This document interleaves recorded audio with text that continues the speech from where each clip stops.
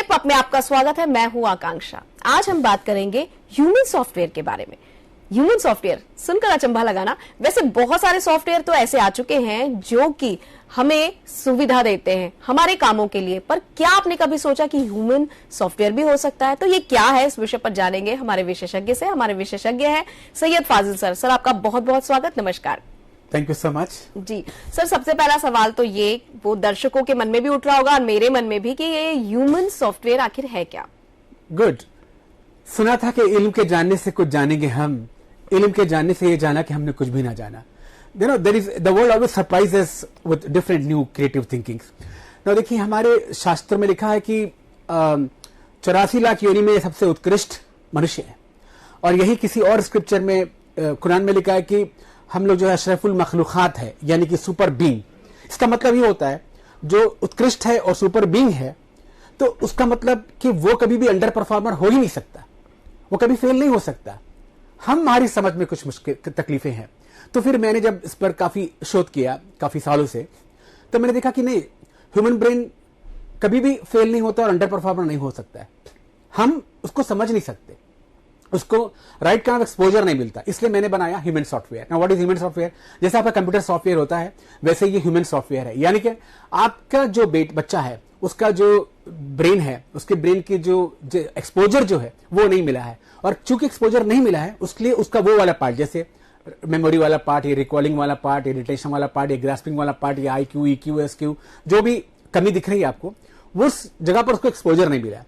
तो what we do is, हम brain को स्कैन करते हैं, मैपिंग करते हैं, और उसके लिए एक एक्सरसाइज डेवलप करते हैं, और जब उस साइज बच्चों को हम डाउनलोड करते हैं उसके ब्रेन पे, यानी कि एक्सरसाइज के थ्रू, कम्युनिकेशन के थ्रू, फिर देखते हैं उस बच्चे में भारी बदलाव आ जाता है, और वो बच्चा जो है, चाहे वो साइंस हो, चाहे वो आर्ट्स हो, कॉमर्स हो, कोई एग्जाम हो या पढ़ाई हो या क्रिटिकल थिंकिंग हो, वो आराम से कर पाता है। बस हमें जिस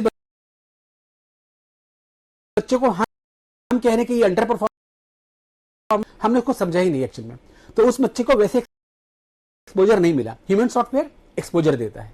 जी सर, एक सवाल मन में ये उठ रहा है कि ये जो प्रोग्राम आपने बनाया है, क्या इसे किसी रिसर्च के बाद तैयार किया गया है? आपने कोई रिसर्च किया था इसके लिए? काफी समय तक मैं हमारे बहुत से विश्वविद्यालय के मनोवैज्ञानिकों के साथ में मिलकर काम किया, और मैंने उनको प्रूविंग किया। तो हमने बहुत बार ऐसे बच्चों को लिया जिनके साथ हमने कुछ अध्ययन किया। जैसे कि हमने एक बहुत छोटे बच्चों को, 6th क्लास के बच्चों को, हमने कॉलेज लेवल का कोर्स जो है उनमें उनको सिखाने की कोशिश की, और जब टेस्ट किया तो मालूम पड़ा कि ये बच्चा उसमें काफी दक्षता हासिल कर लिया है। जिस तरह इंजीनियरिंग में हमने किया, लैंग्वेज में किया। हमने एक लंदन के बच्चे को 1 हफ्ते में हिंदी बोलना शुरू करा दिया हमने, और उसके पहले भी कुछ बच्चे जो हिंदी मीडियम के थे, वो 2-4 दिन के अंदर इंग्लिश बोलना शुरू कर दिए। तो जब ये काफी सारे हमने इसको प्रैक्टिकली टेस्ट किया, तो देखा कि चाहे वो इंजीनियरिंग हो, चाहे वो मेडिकल हो, चाहे वो IIT हो, चाहे वो कॉमर्स हो, कोई भी विषय हो, ये सॉफ्टवेयर हर विषय में बच्चों को जो है एक तरह का एफिशिएंसी बूस्ट करता है, लर्निंग बढ़ाता है, ग्रास्पिंग बढ़ाता है, क्रिटिकल थिंकिंग बढ़ाता है, IQ एक्सपोज करता है, और इस कारण से बच्चा जो है आपको एक डिफरेंट, एक शाइनिंग चाइल्ड, एक जैसा कि कहते हैं ना कि बच्चे का जो परफॉर्मेंस है वो एवरेज से एवरेज तक पहुंच जाता है इस सॉफ्टवेयर से। जी, एवरेज से एवरेज तक, बिल्कुल बहुत अच्छी बात आपने कही सर। लेकिन क्या होता है ना कि हर चीज के पीछे ना लोग तथ्य ढूंढते हैं, तो इसका जो मनोवैज्ञानिक आधार रहा है, या जो साइकोलॉजी हम समझते हैं इन सब चीजों की, तो इसका प्रमाण क्या है? क्या आपने उसको कहीं पर प्रूफ करवाया है? जी देखिए, मैंने इसको ना कुछ साइकोलॉजिस्ट के साथ मिलकर ना उन बच्चों का हमने देखा कि ये बच्चों का प्री टेस्टिंग और पोस्ट टेस्टिंग किया है। प्री टेस्टिंग माने एक बच्चे को जब पढ़ाया नहीं गया तब ये बच्चा कैसे परफॉर्म कर रहा था, और जब हमने एक्सपेरिमेंट किया उस बच्चे पर, और पोस्ट टेस्टिंग की, तो ऐसे बहुत सारे यूनिवर्सिटी के साथ मिलकर मैंने काम किया, और हर जगह उनके मनोवैज्ञानिकों ने ये बताया कि प्री टेस्ट और पोस्ट टेस्ट के रिजल्ट में बच्चों के लर्निंग में, एफिशिएंसी में, क्रिटिकल थिंकिंग में, कॉन्फिडेंस में, एटीट्यूड में, लैंग्वेज लर्निंग में, साइंस लर्निंग में, प्रोग्रामिंग में, रिकॉर्डिंग में, ग्रास्पिंग में काफी फर्क आ रहा है। तो ये टेस्टेड है सब कुछ। जी सर, क्या होता है ना कि हर किसी को ना लाभ ज्यादा दिखना चाहिए। आजकल का जमाना ऐसा है, वो सोचते हैं कि यदि मैं ऐसा करूंगा तो मुझे इससे क्या बेनिफिट मिलेगा। निश्चित रूप से जब हम इस पर बात कर रहे हैं तो हम इसके बेनिफिट्स को भी जानना चाहेंगे कि आखिर इस सॉफ्टवेयर से बेनिफिट्स क्या होगा। गुड, मैं देखिए एक ऐसे बच्चे के बारे में बताता हूं जो कि यहाँ पढ़ रहा था, और वो बच्चा कि वो जो एक टेस्ट होता है इसमें सीए में जी, उसका पहला जो टेस्ट है वो क्लियर नहीं कर पा रहा था, लेकिन उसको रिजेक्ट कर दिया लोगों ने, को लगा कि ये लड़का इस लायक नहीं है। लेकिन जब मैंने उस बच्चे को देखा और उसकी मैंने प्रोग्रामिंग की तो मुझे लगा कि ये बच्चा कॉमर्स का नहीं है, ये बच्चा है किसी और फील्ड का। तो फिर मैंने उसको लॉ में तैयारी की, और आपको बहुत आश्चर्य होगा आकाशा जी कि वो बच्चा जो है दिल्ली यूनिवर्सिटी का टॉपर बना है, मैंने अपने उस सेमेस्टर में वो दिल्ली यूनिवर्सिटी का टॉपर रहा है।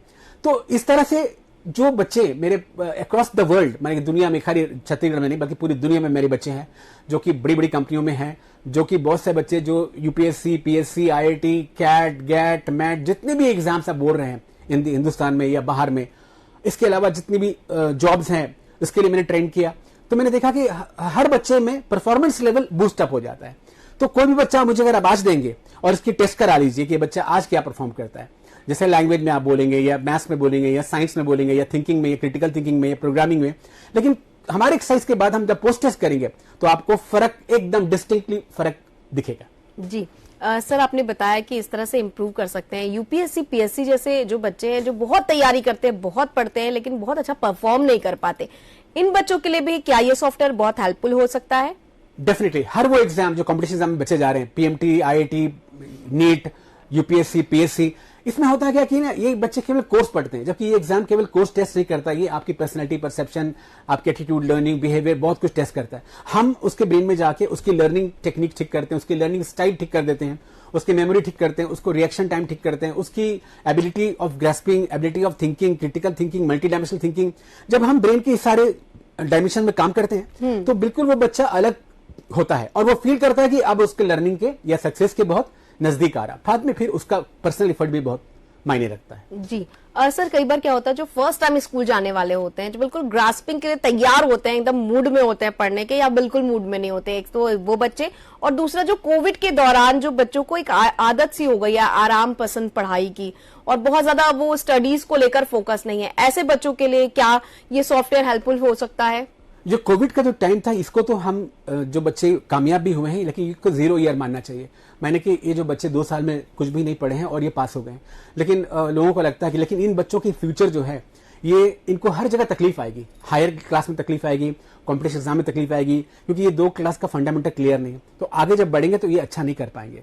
तो इसलिए बहुत जरूरी कि कोविड के जो 2 साल के जो बच्चे हैं उनको ये कोर्स जरूर करना चाहिए, क्योंकि इससे उनकी जो लर्निंग है और उनकी जो कंसेप्चुअल अंडरस्टैंडिंग है, फंडामेंटल्स है और उसकी ग्रास्पिंग है, जो डेप्थ ऑफ स्टडीज है, फोकस है, कंसंट्रेशन है, लर्निंग है, राइटिंग हैबिट छूट गया है और राइटिंग जो स्किल है वो बच्चों की खत्म हो गई है और मेमोरी थोड़ा बच्चों का वो हुआ, फोकस खराब हो गया, कंसंट्रेशन खराब हो गया।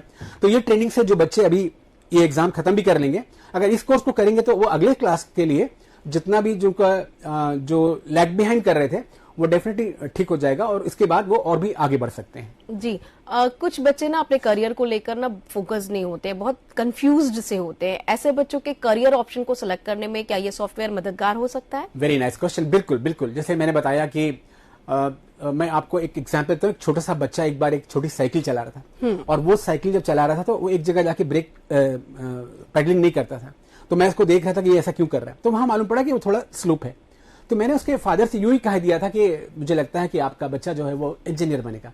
और 20-22 साल के बाद उसके फादर ने मुझे मिलाया और उन्होंने कहा कि तुम्हारे बारे में बहुत पहले ये बोले थे कि तुम इंजीनियर बनोगे और आज तुम इंजीनियर हो। बिकॉज मैंने देखा कि वो जो बच्चा है उसने उस स्लोप एरिया में पेडल नहीं मार रहा, मतलब एनर्जी नहीं पुट कर रहा है, मतलब इसका जो टेक्निकलिटीज है, जो एनर्जी का अंडरस्टैंडिंग है, इसका फोर्स का, वो वहां पर समझ रहा था। तो ऐसे ही बहुत छोटे बच्चों के साथ भी हम लोग ये हम समझ जाते हैं कुछ उसके प्रैक्टिकली कुछ घंटे बिताने के बाद कि ये बच्चे का आईक्यू किस तरफ जा रहा है और उसके बाद उसके लिहाज से, उसके हिसाब से, उसके इंटरेस्ट को देखते हुए, उसके फॉर्मेट को देखते हुए हम एक्सरसाइज डेवलप करते हैं।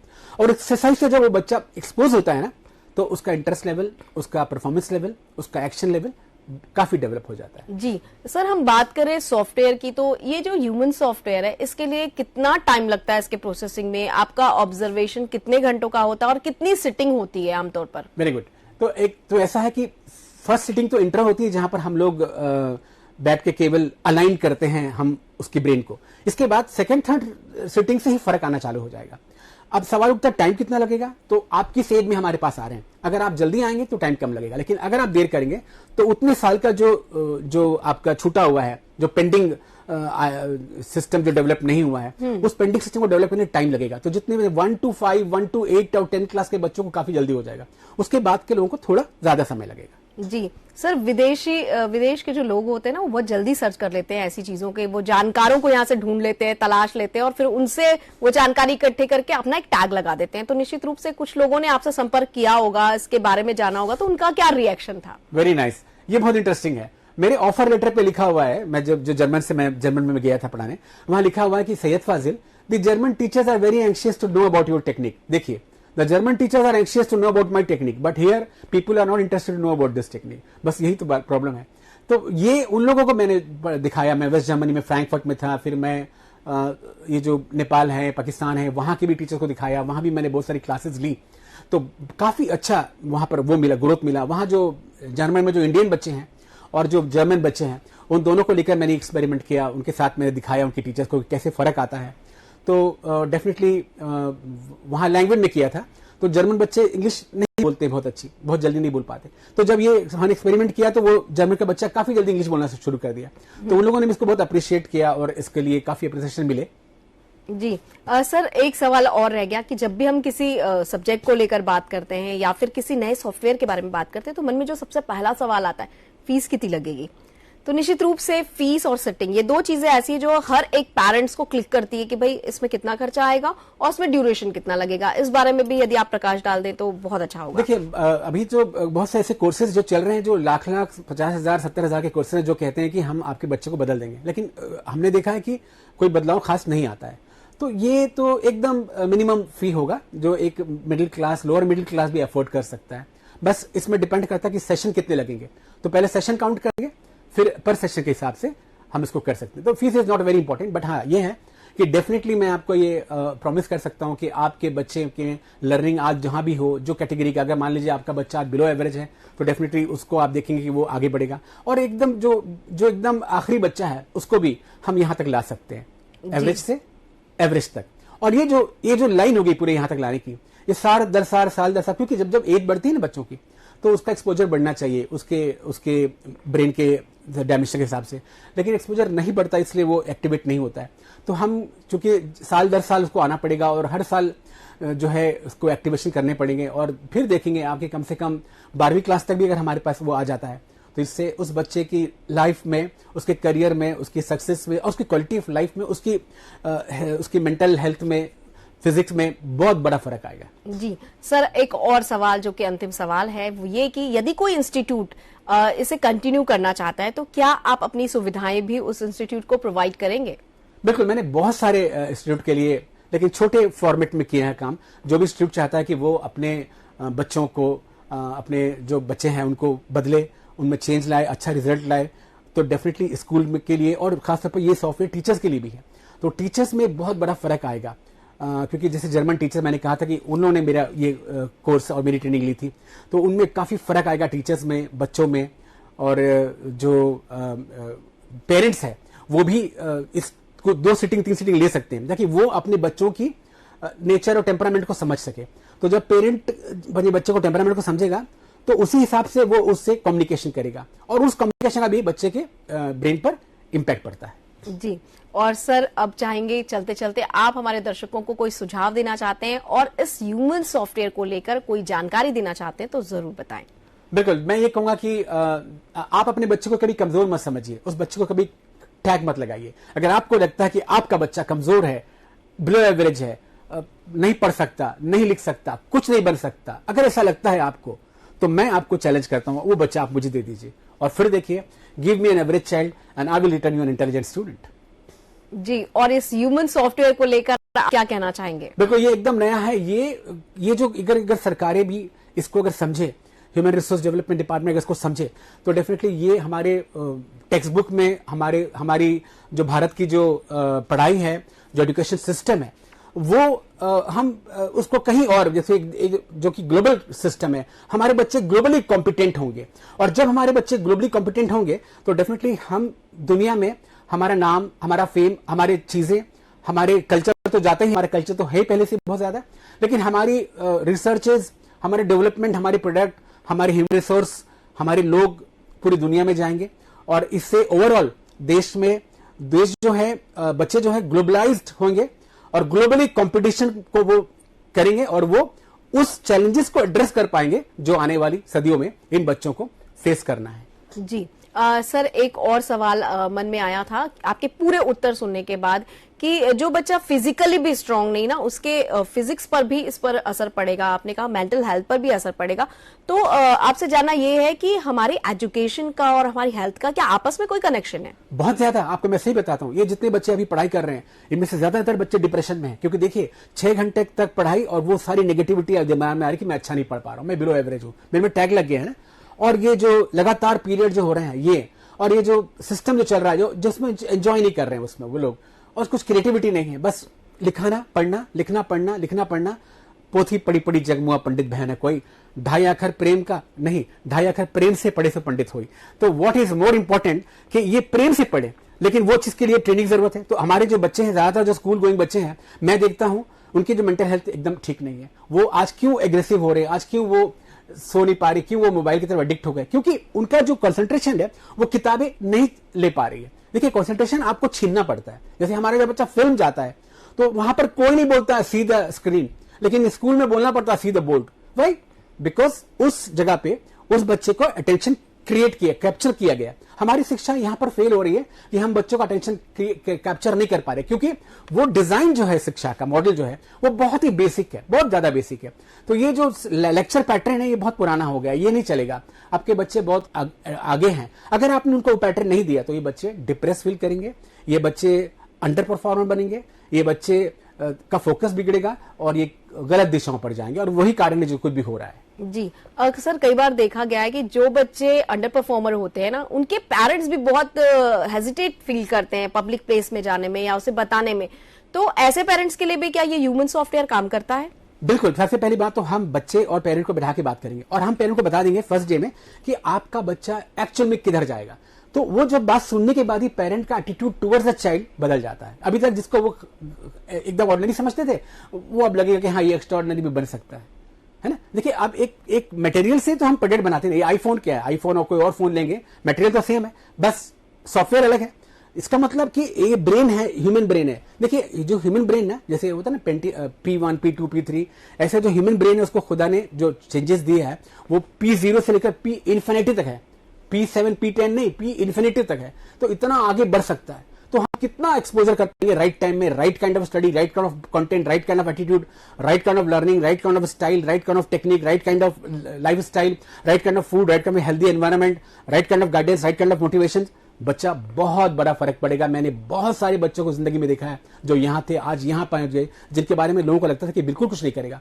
तो मैं पेरेंट्स से यही कहूंगा कि आप अगर हमारे साथ एक सिटिंग करेंगे, काउंसलिंग करेंगे, तो आपको अपने बच्चे के बारे में जो इमेज है आपका बना हुआ वो टूट जाएगा, और आप जानेंगे क्योंकि हर बच्चे में ईश्वर ने कुछ ना कुछ दिया है। बस प्रॉब्लम यह है कि ये बच्चा जो आपका है वो बिकॉज कि ये यहाँ पर 2 ही 3 फील्ड है, मेडिकल, इंजीनियरिंग, बस ये 2 चीज है, नहीं, इसके अलावा बहुत चीजें है। तो अगर आपका बच्चा राइट चीज को चॉइस करेगा तो ऊपर जाएगा, और अगर गलत चीज को चूज करेगा तो उसका आईक्यू मैच नहीं कर रहा है, इसलिए वो ऊपर नहीं जाएगा। जी सर, कई बार क्या होता है ना कि फैमिली बैकग्राउंड जैसा होता है, पेरेंट्स चाहते हैं वही कंटिन्यू हो। जैसे डॉक्टर्स के बच्चे जो है डॉक्टर ही बने, ऐसे ही उनकी पेरेंट्स की अपेक्षाएं होती है। इंजीनियर्स को लगता है मेरा बच्चा इंजीनियर ही बने। तो ये वाले कॉन्सेप्ट से थोड़े समय में हमको लगता है कि कुछ जगहों पर तो ये भ्रांतियां टूटी हैं, कुछ बच्चों ने अलग कर दिखाया, पर आज भी कुछ जगहों पर ये चीजें बनी हुई हैं। ऐसे लोगों के लिए आपका क्या सजेशन है? नहीं, बिल्कुल नहीं। आपका बच्चा क्या बनेगा ये खुदा ने पहले ही ईश्वर ने पहले उसके ब्रेन पर डाल दिया है। अब ह्यूमन ब्रेन पर ये ताकत है कि कुछ भी बन सकता है, कुछ भी, लेकिन क्या चीज बेस्ट बनेगा वो हमें नहीं पता। बस वही हम फाइंड करते हैं ह्यूमन सॉफ्टवेयर में कि इसकी कोर स्किल क्या है। ऐसे आप कुछ भी कर सकते हैं, आप एंकरिंग भी कर सकते हैं, आप राइटिंग भी कर सकते हैं, आप स्पीच दे सकते हैं, आप खाना बना सकते हैं, आप बहुत सारी स्किल प्रैक्टिस कर सकते हैं। लेकिन ये तो जनरल आईक्यू की प्रैक्टिस है। लेकिन स्पेशलाइज्ड जब क्रिटिकल वर्क आएगा उसमें से कौन सा वाला काम आप कर पाएंगे ये चुनना बहुत कठिन काम है, और ये सालों लगेंगे देखते देखते कि किसमें अच्छा कर रहा है। तो इसलिए इस तरह मत बोलिए बच्चे को, आप डॉक्टर का बच्चा डॉक्टर ही बनेगा जरूरी नहीं है, बिकॉज कि वो हो सकता है कि कुछ बड़ा और बनेगा, डॉक्टर बन सकता है, कोई बात नहीं, वो भी हम लोग कर देंगे, लेकिन हम ये देखेंगे कि वो बेस्ट क्या बन सकता है। तो जब इस पूरे ह्यूमन में देखिए, हम रिसोर्सेज की बात करते हैं, ह्यूमन रिसोर्स सबसे बड़ा रिसोर्स होता है। अगर हम लोग अपने देश में अपने बच्चों के टॉप स्किल को अगर हम चुन लें तो ये देश दुनिया में सबसे पावरफुल और सबसे रिच कंट्री बनेगा। तो वो देश जो अपने बच्चों को रिसोर्स समझता है और उस पर खर्च करता है और उस पर ध्यान देता है और उसको वो एक्टिवेट करता है, वो देश बड़ा होता है। जी, लेकिन स्कूल की यदि हम बात करें, इंस्टीट्यूट्स की बात करें, तो आमतौर पर स्कूल और इंस्टीट्यूट्स पे एक अलग सा प्रेशर होता है स्टडीज का। उनके लिए बच्चों का एक्स्ट्रा कैलिबर या एक्स्ट्रा एफर्ट बहुत ज्यादा मायने नहीं रखता। ऐसी स्थिति में हम कैसे स्टूडेंट्स को उस एक्स्ट्रा एफर्ट के लिए मोटिवेट कर सकते हैं एज अ टीचर? बहुत अच्छा क्वेश्चन है कि स्कूल को लगता है कि बस वो जो कर रहे हैं वही एक्टिविटी बहुत है। नहीं, आपने एक स्टूडेंट का 1/3 लाइफ ले लिया। देखिए, हमारी शिक्षा 18-20 साल तक हो जाती है, 50-60 साल की जिंदगी में 1/3 तो गया। 1/3 जाने के बाद भी इतने लोग कहीं कुछ भी नहीं कर रहे। उनको लगता है कि हमने लाइफ में कुछ किया ही नहीं। इतना बड़ा टाइम, 1/3 ऑफ द लाइफ। तो मुझे लगता है कि स्कूलें जो कर रही है वो काम 1-2 घंटे में ही हो सकता है, बहुत से ऊपर का काम नहीं होता है। आप सोचिए, स्कूल भी पढ़ रहा है, फिर ट्यूशन भी पढ़ रहा है, तो या तो स्कूल बंद कर दीजिए तो ट्यूशन क्लास बंद करिए। मैं कहता हूं कि आपके बच्चे को एक गाइडेंस चाहिए, उसको एक प्रॉपर टेक्निक चाहिए उसको अपग्रेड करने के लिए। वो हम फेल हो रहे हैं उस पर। तो मुझे लगता है कि वी मस्ट अंडरस्टैंड, स्कूलों को समझना चाहिए कि फॉरेन कंट्री में इस तरह के जो एक्स्ट्रा एक्टिविटीज है उनको उन लोग बहुत ज्यादा ध्यान देते हैं। तो मुझे लगता है कि आपके 6-6 घंटा पढ़ने के बाद भी अगर बच्चा फेल हो गया, 12 साल तक बच्चा पढ़ा है और 12 साल के बाद भी 12वीं में फेल हो गया, तो 12 साल की पढ़ाई पूरी जीरो हो गई ना। तो क्या फायदा हुआ?